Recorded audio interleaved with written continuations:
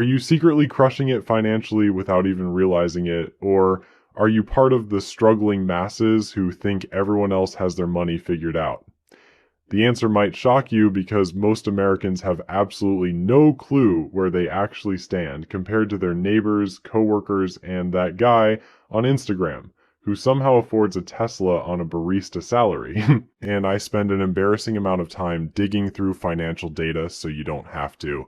If you're tired of wondering whether you're doing better or worse than everyone else with money, make sure to subscribe and hit that like button, because today we're pulling back the curtain on exactly what it takes to be in the top 50% of Americans financially.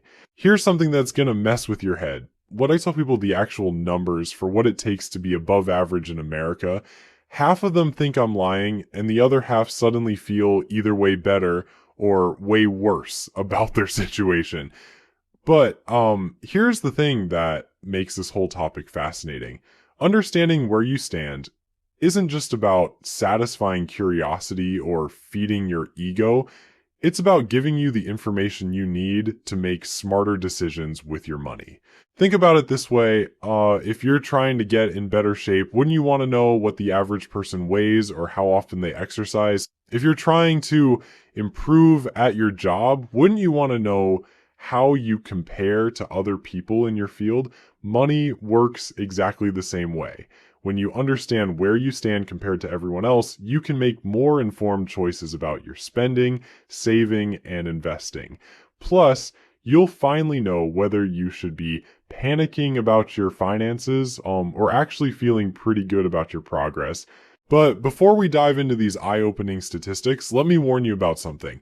The numbers I'm about to share with you are going to challenge everything you think you know about what normal looks like in America. Some of these figures might make you feel incredibly relieved about your situation. Others might be a serious wake-up call that forces you to rethink your entire financial strategy. Either way, by the end of this video, you'll have a crystal clear picture of exactly where you stand financially compared to every other American household. So let's start with the big question that keeps most people up at night: income. When you cash that paycheck every couple of weeks, are you earning more or less than the typical American household? According to the most recent data, the median household income in the United States hit $83,730 in 2024. That means half of all American households earn more than this amount, and half earn less. It's the exact middle of the pack. Now, before you start feeling too good or too bad about that number, let me break down what this actually means for your financial position. If your household is bringing in $84,000 or more per year, congratulations. You're officially in the top 50% of American earners. But here's where it gets interesting, and honestly a little depressing. To be considered middle class on a national level, your household needs to earn between $53,740 and $161,220 annually. Think about that range for a second. The gap between the bottom of middle class and the top is over $100,000. That's more than the entire median income for most American households. This massive spread shows you just how much income inequality exists in this country, even within what we consider the middle class. But income is just the starting point, and frankly, it's not even the most important number when it comes to your financial position. What really matters is what you do with that money once you earn it. And this is where things get really interesting and honestly pretty concerning for most Americans. Let's talk about net worth, because this is where you'll really discover whether you're ahead of the pack or falling behind. Your net worth is simply everything you own minus everything you owe. Add up your house, your cars, your bank accounts, your retirement accounts, and everything else with value. Then subtract your mortgage, credit card debt, student loans, and any other money you owe. Whatever's left is your net worth. The median household net worth in America reached $192,084 in 2023. That's actually a pretty significant jump from $121,411 just 3 years earlier. So if your household net worth is above $192,000, you're officially in the top half of American households by wealth. But here's something that might surprise you about these net worth numbers. They vary dramatically by age, and some of the breakdowns are pretty eye-opening. If you're between 18 and 34 years old, you only need a net worth of $39,040 to be in the top 50% of your age group. That might sound achievable, but remember, this includes everything you own. Your car, your furniture, your savings account, minus your student loans, credit card debt, and any other money you owe. For context, if you're a recent college graduate with $30,000 in student debt, a car worth $10,000 and $5,000 in your checking account, your net worth is negative $15,000. You'd need to either pay down that debt or build up your assets by over $50,000 just to reach the median for your age group. The numbers get more substantial as people get older, which makes sense since they've had more time to build wealth and pay down debt. But even then, the figures might be lower than you'd expect. The median net worth for people aged 35 to 44 is only $91,000. For the 45 to 54 crowd, it jumps to $168,000. People between 55 and 64 have a median net worth of $212,000, and those 65 to 74 hit $212,166,000. Here's what I find fascinating about these numbers. They're actually pretty achievable for most people with decent incomes and some basic financial discipline. You don't need to be a stock market genius or inherit money from a rich relative. You just need to consistently spend less than you earn and invest the difference over time. But there's another side to this story that we need to address, and it's something that affects your day-to-day financial reality right now. We're talking about emergency savings, and the numbers here are honestly pretty alarming. Only 55% of American adults have set aside enough money to cover 3 months of expenses in an emergency fund. Let me repeat that, because it's important. Nearly half of all Americans would struggle to cover their basic living expenses for just 3 months if they lost their income. An additional 15% could potentially cover 3 months of expenses by borrowing money, selling assets, or tapping into other savings. But that leaves 30% of adults who couldn't cover 3 months of expenses by any means. This emergency savings data reveals something crucial about financial well-being that goes beyond just income or net worth.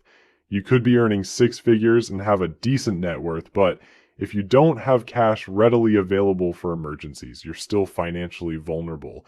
This is why understanding these statistics isn't just about comparing yourself to others, it's about identifying potential weaknesses in your financial foundation.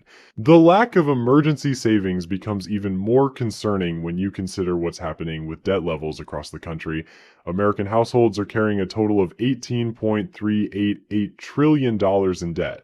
That breaks down to an average of $105,056 per household. Now, that might sound like a massive number, and it is, but here's something that might surprise you. Despite carrying over $100,000 in debt per household, Americans are actually spending a relatively manageable 11.2% of their income on debt payments. That's actually lower than it was during most of the 2000s, which suggests that while we owe more money, we're managing it slightly better than previous generations. But don't let that fool you into thinking everything is fine, because when you dig deeper into the types of debt people are carrying, the picture becomes much more concerning. Credit card debt alone has reached $1.18 trillion nationally, spread across over 600 million accounts. The average household carrying a revolving credit card balance owes $10,815 at interest rates that would make a loan shark blush. Here's what really gets me about credit card debt. Unlike a mortgage where you're buying a house or a car loan where you're purchasing transportation, credit card debt is usually the result of buying stuff that's either sitting in closets gathering dust or already thrown away. That $10,000 represents dinners you can't remember, clothes you never wear, and impulse purchases that seemed like a great idea at the time. And if you think student loans are bad, medical debt might be even worse. Americans owe $220 billion in medical debt, and here's the kicker. About 40% of all Americans are carrying some form of medical debt when you include what they've put on credit cards or borrowed from family members. So you could be doing everything right financially, eating rice and beans, driving a 15-year-old Honda, and then boom, you get hit by a medical emergency that wipes out years of careful saving. But let's shift gears and talk about something that's probably affecting your financial position more than you realize. Housing costs. And this is where things get absolutely wild. Over 76% of Americans are spending more than 31% of their gross monthly income on housing.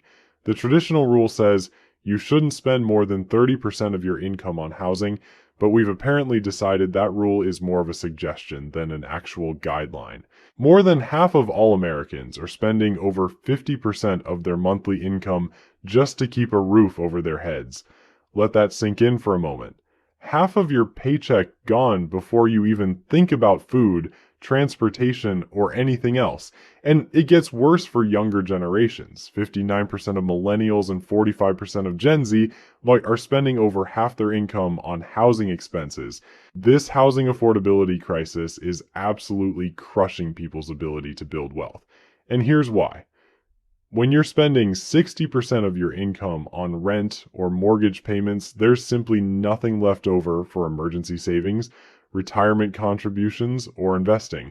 You're essentially trapped in a cycle where you're working just to afford the privilege of having somewhere to sleep.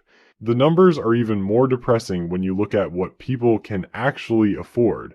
According to recent data, 66.6 million households, representing 49% of all American households, cannot afford a $150,000 home. And that's not exactly a mansion we're talking about. In many parts of the country, $250,000 might get you a decent starter home, but in places like California or New York, that's barely a down payment. This housing crisis is creating some seriously weird financial situations. You might have a household earning $90,000 a year, which sounds pretty good, right? That puts you above the median household income. But if you're living in Massachusetts where the median household income is $106,500, suddenly your $90,000 doesn't look so impressive. You're actually below average for your area, and good luck finding affordable housing. Meanwhile, that same $90,000 would make you feel like royalty in Mississippi, where the median household income is only $1,966. You'd be earning double the typical household income, and housing costs would be a fraction of what they are in expensive coastal areas. Geography has become one of the biggest factors in determining your financial position, which is pretty crazy when you think about it.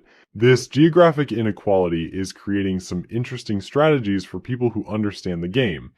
Remote work has allowed some folks to earn California or New York salaries while living in places like Tennessee or Texas. They're essentially gaming the system by maximizing their income while minimizing their expenses, and honestly, it's pretty brilliant if you can pull it off. But let's get back to retirement savings, because this is where most Americans are really struggling, and the numbers might shock you. The average 401k balance reached record levels in 2024, with some reports showing averages of $137,800 to $148,000. That sounds pretty decent until you realize those are averages, not medians. A few people with massive balances are skewing the numbers upward. The median 401k balance tells a very different story. It's only $38,176. Remember, median means half of all people have less than this amount. So if you've got $40,000 in your retirement accounts, you're actually doing better than half of all Americans with 401k plans. The numbers get more encouraging as people get older, which makes sense since they've had more time to save. People in their 20s have an average 401k balance of $91,000, though the median is much lower at $34,000. By the time people reach their 50s, the average jumps to nearly $600,000 with a median of $252,000. But here's the problem with these retirement savings numbers. Financial experts recommend having at least 15% of your pre-tax income saved for retirement annually. In accumulating 10 times your annual income by age 67, If you're earning $50,000 a year, you should have $500,000 saved for retirement by the time you're ready to quit working. Most people aren't even close to these targets. The situation becomes even more concerning when you consider that 54% of Americans admit to having no retirement savings whatsoever. $0. They're planning to rely entirely on Social Security, which provides an average monthly benefit of about $1,550. That's roughly $18,600 per year, which might cover rent in some areas, but definitely won't fund the retirement lifestyle most people are hoping for. Americans think they need $1.26 million to retire comfortably, which is actually down from $1.46 million the previous year. But thinking you need it and actually having it are two completely different things. The gap between retirement goals and reality is enormous for most households. This brings us to something that might be the most important factor in determining whether you're in the top 50% financially, and it's not what most people think. It's not your income level, your net worth, or even your debt situation. It's your savings rate. How much of your income are you actually setting aside for the future? The personal savings rate in America hit just 4.4% as of late 2024. That means the average American is saving less than 5 cents out of every dollar they earn after taxes, 5 cents. If you're consistently saving 10% or more of your income, you're already ahead of most Americans, regardless of how much you're actually earning. Here's why that 4.4% savings rate is so pathetic. It's almost funny. Your great-grandparents probably saved more money during the Great Depression than most Americans are saving today in one of the most prosperous periods in human history. We've somehow convinced ourselves that we're too broke to save money while simultaneously spending $47 on DoorDash because we're too lazy to make a sandwich. But here's where it gets really interesting, and this is something that separates people who build wealth from people who complain about being broke on Twitter. The top 50% of Americans by financial position aren't necessarily the highest earners. They're the people who figured out the difference between earning money and keeping money. You could be making six figures and still be financially worse off than someone earning 40,000 who actually saves and invests consistently. This is where geography becomes absolutely crucial to understanding your financial position, and the numbers will make your head spin. Remember that Massachusetts household income of $106,000 we talked about? Well, in Massachusetts, you need to earn between $71,000 and $213,000 annually to be considered middle class. So if you're earning $90,000 in Boston, you're technically lower middle class despite making nearly double the national median. Meanwhile, in Mississippi, where the median household income is $44,900, middle class ranges from about $30,000 to about $60,000, $1,000 to $90,000. The same $90,000 salary that makes you struggle in Massachusetts would put you in the upper middle class in Jackson. It's like playing financial roulette based on your zip code. This geographic arbitrage is creating some wild opportunities for people smart enough to recognize it. I know folks who negotiated remote work agreements with San Francisco companies and then moved to places like Austin or Nashville. They're earning California salaries while paying Tennessee rent, effectively catapulting themselves into the top 20% financially overnight. Meanwhile, their former neighbors in San Francisco are spending $3,000 a month for the privilege of having roommates at age 35. But let's talk about something that might be even more important than your current financial position, your financial trajectory. Because here's the thing most people don't realize.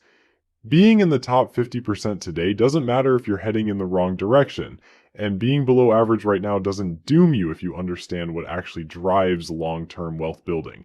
The data shows some fascinating patterns about who moves up and who slides down the financial ladder. People who consistently save at least 10% of their income, regardless of how much they earn, tend to climb steadily up the wealth rankings over time. People who increase their spending every time they get a raise, what economists call lifestyle inflation, tend to stay stuck in the same relative position or even slide backwards despite earning more money. So there you have it. Whether you're crushing it financially or barely keeping your head above water, At least now you know exactly where you stand compared to everyone else. Use these numbers as motivation, not as an excuse to panic or get complacent. Your financial future depends on what you do next, not where you started.